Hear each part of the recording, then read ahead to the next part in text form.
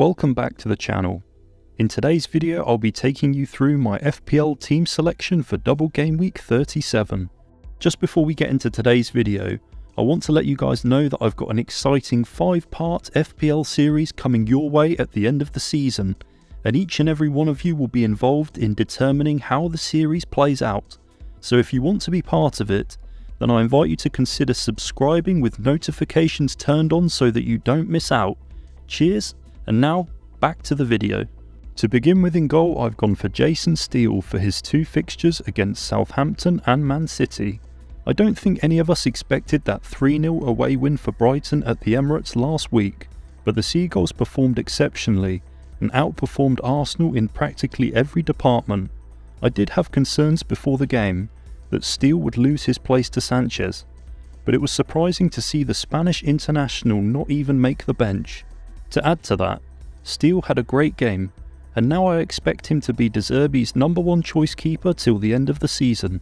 I'm recording this video before Newcastle's second fixture in game week 36 against Brighton, but so far it's been another disappointing FPL game week for Kieran Trippier, who's now blanked in his last 8 Premier League fixtures.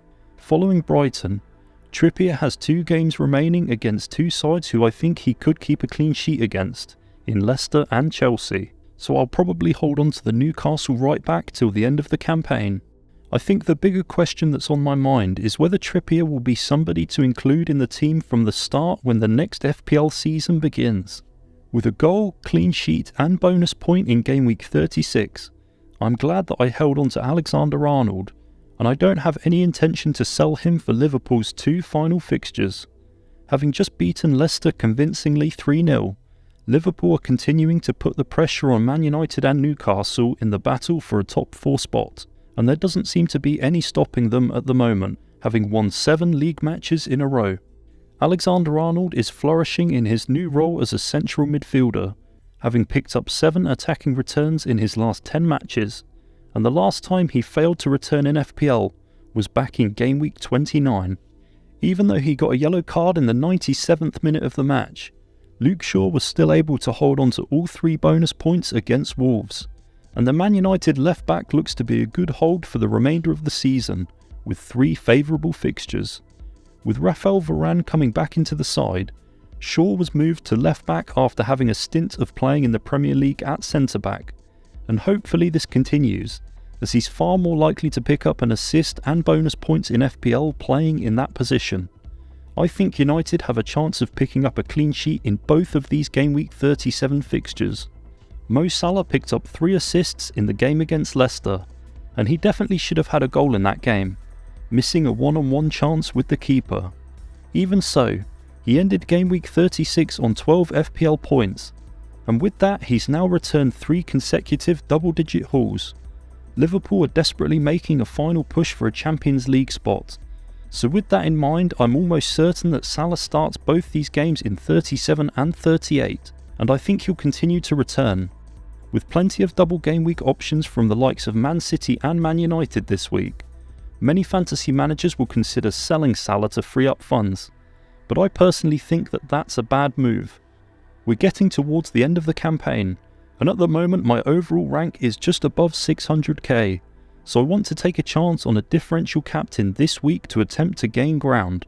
There's a few players in the team I might consider, but for now I've given the armband to Mitoma for his 2 fixtures this week against Southampton and Man City.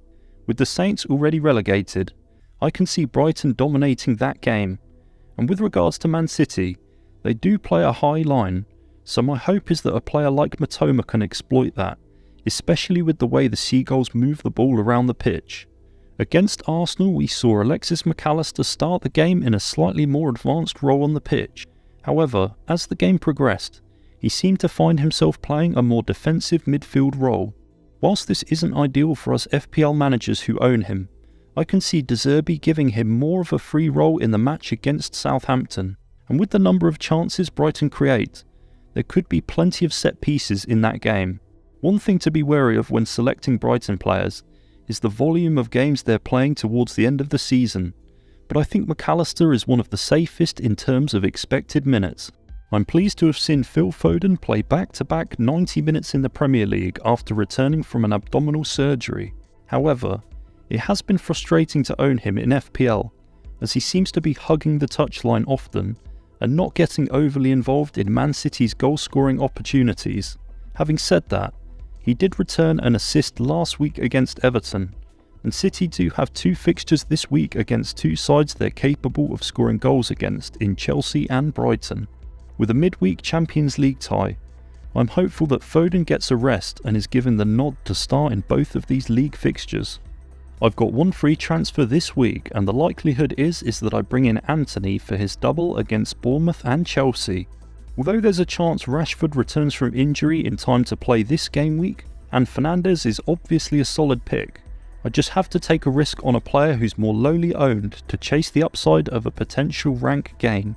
From United's forward line, I would expect that if Rashford were to be out, then Anthony would probably be the one to get the most minutes from now until the end of the season, so I'm happy to take the chance on him and accept whatever outcome ensues. For me, Alexander Isak was the better pick over Callum Wilson for game week 36, but so far, Wilson has outperformed him after converting those 2 penalties against Leeds. My thinking is that I'm going to give Isak 1 more week in the team with this home fixture against Leicester, and then potentially move him on for someone else in the final game week of the season. The Foxes have conceded 67 goals so far this season, and they looked incredibly vulnerable at the back in that 5-3 defeat to Fulham the other week, and with the defeat to Liverpool. I think they'll probably struggle to keep Newcastle out at St James's Park. One player who has the potential of absolutely destroying my rank this week is Erling Haaland, and I wouldn't be surprised to see his effective ownership at close to 200%, perhaps even higher if some fantasy managers have held onto their triple captainship for this long. Whether Man City win or lose their Champions League tie against Madrid during the week, I think the likelihood is that Haaland starts both of these league games to help City win the title before the final game of the campaign. That way they can rest Haaland in game week 38 and prepare him for their 2 possible cup finals. Which means that making the bench this week is Leno, Solanke, Castagna and Neco Williams. As I mentioned earlier, my transfer plan is to bring in Anthony for Almiron for his 2 fixtures against Bournemouth and Chelsea. There is an option to take a -4 or even a -8 to add more double game week players to my squad, but honestly, I'm liking the look of how the team is lining up currently. I'm taking a couple of punts on a couple of differentials this week, including captaining Matoma, and the likelihood is that I do a similar thing for the last game week of the season, as that's the only way to make up some ground, obviously at the expense of potentially losing further rank. So that concludes this week's team selection.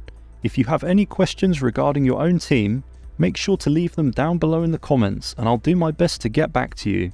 As always, thanks so much for watching and best of luck for the upcoming game week.